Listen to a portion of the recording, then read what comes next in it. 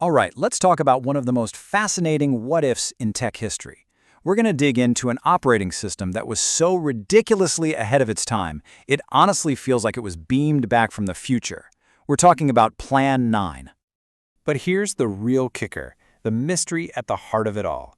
Just imagine for a second, the absolute legends who built the digital world we all live in, they get together to create their grand sequel, their masterpiece, and the world just kind of shrugs? It's an incredible story, right? Well, this is the story of that successor, an operating system born from the most brilliant minds at the legendary Bell Labs. It was supposed to be the next big thing, the true heir to the Unix throne. So what on earth happened? To really get Plan 9, you have to understand where it came from. I mean, its pedigree is just off the charts. This wasn't some project cooked up in a garage. This was a creation from the absolute gods of computing. I mean, just look at this lineup. This is the dream team. You've got Ken Thompson and Dennis Ritchie, the guys who literally gave us Unix and the C programming language. You have Rob Pike, who's a giant in his own right. Brian Kernighan, the K in KNRC. Even Bjarne Stroustrup, the creator of C++, chipped in. These are the folks who laid the foundation for almost all modern software, and they all worked on Plan 9. So, with a team like that, you'd probably expect some super serious, imposing name, right? Well, nope. They named it after a movie that is famously, widely considered one of the worst films ever made. And that just tells you everything you need to know about the quirky, brilliant, and maybe a little tongue-in-cheek culture they had going on at Bell Labs. You know, Plan 9 has had this really long and winding life. It kicks off in the mid-'80s purely as a research project. It gets a few limited releases in the '90s, then goes open source in the early 2000s. After one last official release in 2015, it really seemed like the story was over. But then, plot twist, in 2021 it gets a whole new lease on life with the Plan 9 Foundation. So, what was the big deal? What made Plan 9 so special? Well, it wasn't really about piling on more features. It was about this, radical simplicity. The whole thing was built on just a couple of incredibly powerful ideas that basically changed the rules of the game. And this quote from the creators themselves, it just boils the entire philosophy down perfectly. If you can wrap your head around these two concepts, you'll understand exactly why Plan 9 was, and still is, so revolutionary. Okay, first up, you have something called 9P. The best way to think about it is like a universal translator for the entire operating system. See, in Plan 9, the old Unix mantra, everything is a file, is taken to its absolute beautiful extreme. Everything, your mouse, a network connection, another computer's CPU, it all just looks like a file. And you talk to all of it using this one single simple protocol. Now, this approach was a world away from how things were usually done.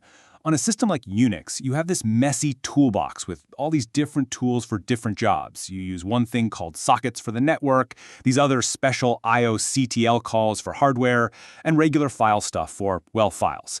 Plan 9 just wipes all that complexity off the table. One protocol, one way to do everything. It's just incredibly elegant.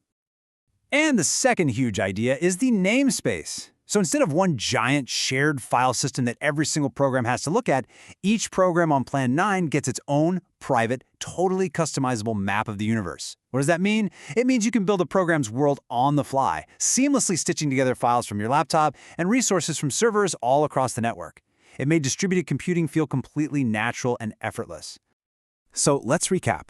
We have this elegant, powerful, truly forward-thinking system, and it's built by certified geniuses. Which brings us to the big question. Why aren't we all using it today? Why did this future, this amazing vision, never really arrive? This quote from Eric S. Raymond just hits the nail on the head. See, Plan 9's biggest enemy was its own parent, Unix. By the time Plan 9 was really ready for prime time, Unix was already everywhere. It was clunky, sure, but it was just good enough. And the inertia, the sheer momentum behind it, was just too much to overcome. And, there were other real-world problems too. Its corporate parents, AT&T, and then Lucent, they never really put their commercial muscle behind it. And for most people, it just wasn't a big enough leap forward to justify ditching the massive world of Unix software they already had. Plus, it struggled with the basics, like having enough applications and drivers for common hardware. But hold on, because here's the big twist in the story. See, calling Plan 9 a failure means you're missing the entire point. Its true success wasn't about replacing Unix.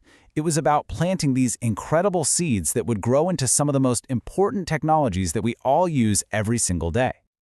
So let's pull back the curtain for a second. You are probably using Plan 9's DNA right now, and you don't even know it. Its ideas are literally everywhere. Let that one sink in for a minute.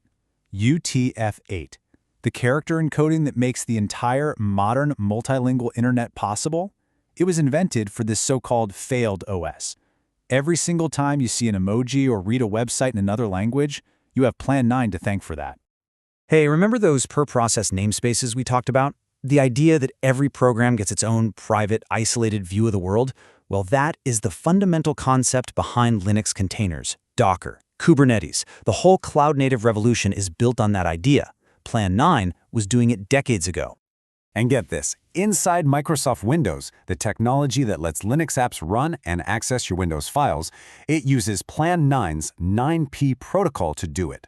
That's right, the elegant little file protocol from a Bell Labs research project is now a critical piece inside Windows. How crazy is that? And the story isn't even over. Plan 9 isn't just some dusty museum piece. The Plan 9 Foundation is taking care of the original code, and you've got these vibrant communities and projects like 9front that are actively pushing it forward, adding new features. The experiment is still going. So what's the big takeaway here? Plan 9 might not have won the desktop wars, but that was never really the point. It was a research vehicle. It was designed to go out and explore the future of computing. And if you measure it by that standard, it was an absolutely staggering success. Its ideas were just so good, they escaped the lab and quietly changed the world. Which, it leaves you with one final thought. It really makes you wonder, doesn't it? How many other brilliant projects, the ones that were written off as failures, are secretly humming away right at the heart of the technology we depend on every single day?